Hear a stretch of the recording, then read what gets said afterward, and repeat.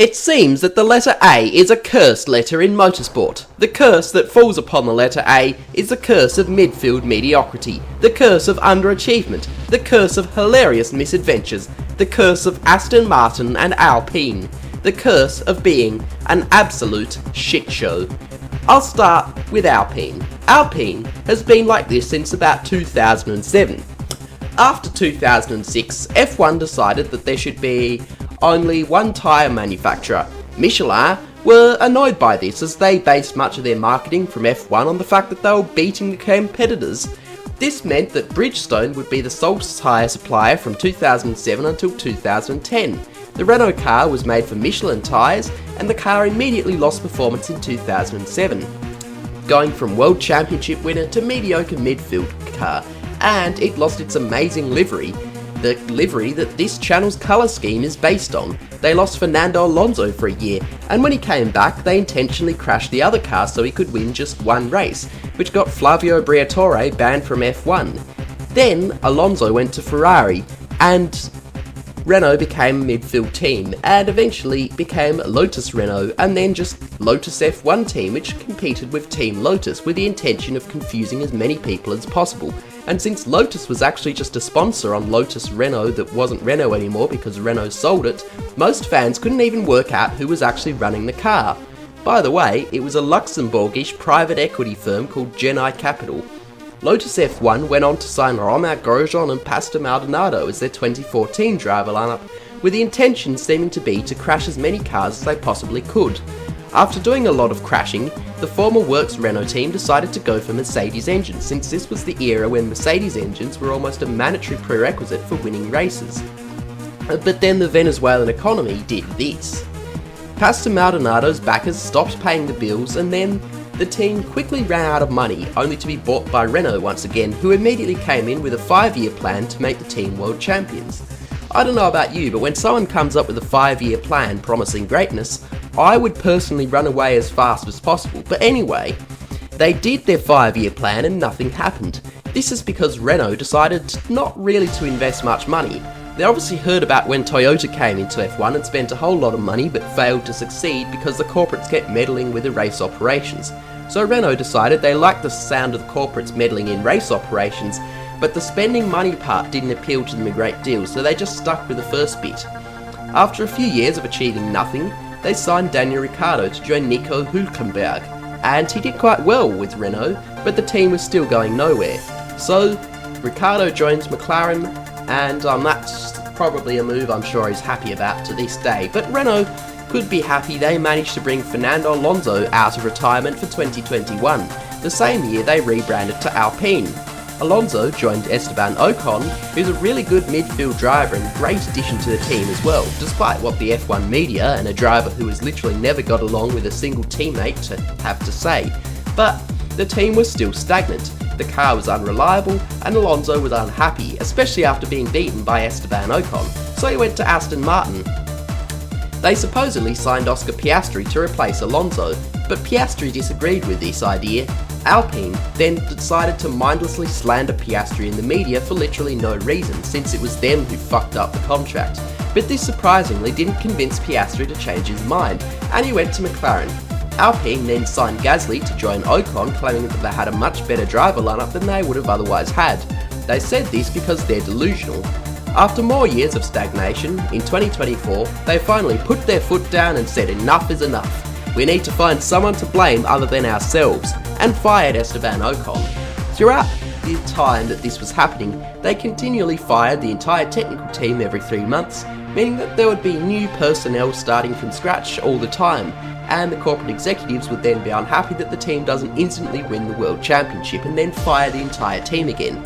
They repeated this process many times, but in the background, Flavio Briatore got himself unbanned from F1 somehow, and he was the last person to bring this team to a World Championship in 2006, and he now has a role in the team.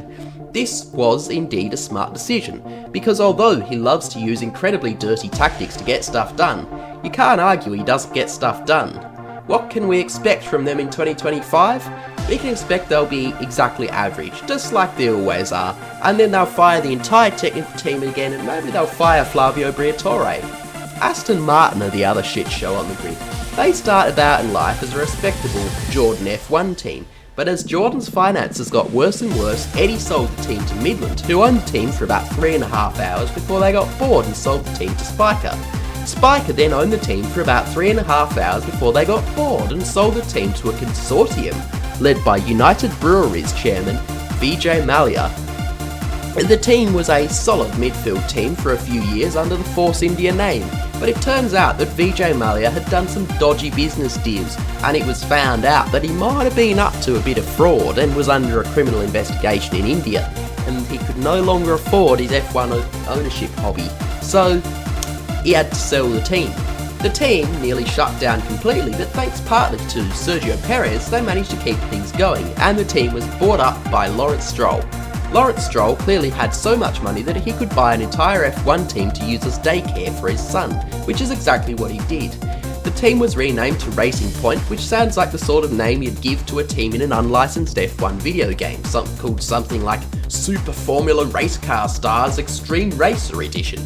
Lawrence Stroll also decided he wanted an Aston Martin, so he bought Aston Martin, and then put Aston Martin into Formula 1. He signed Vettel, then Vettel retired, so he replaced Vettel with Alonso, a driver who's been driving in F1 since about the Stone Age, but is still a very solid driver. But despite the team being a strong front of the midfield team, they have somewhat stagnated, much like Alpine.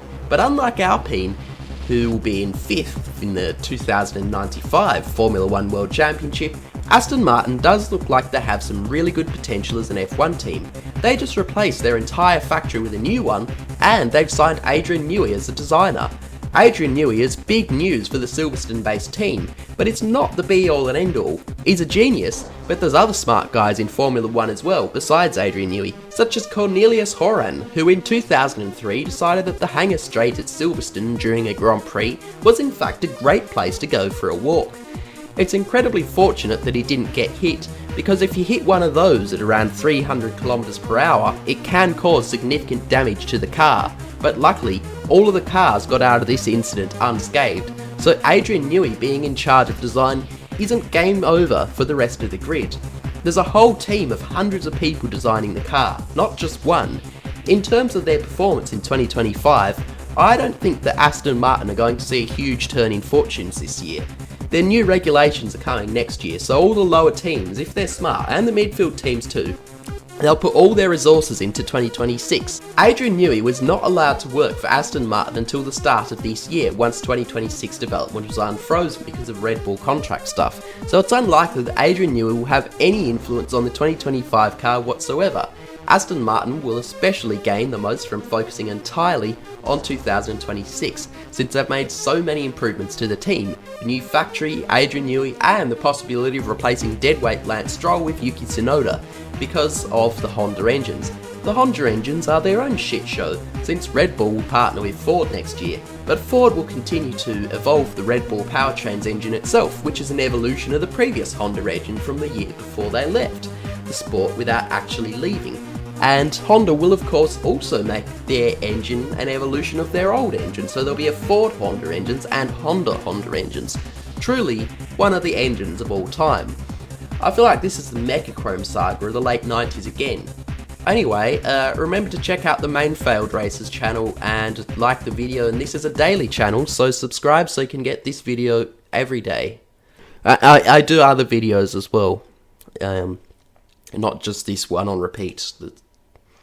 There's lots of different ones. Goodbye.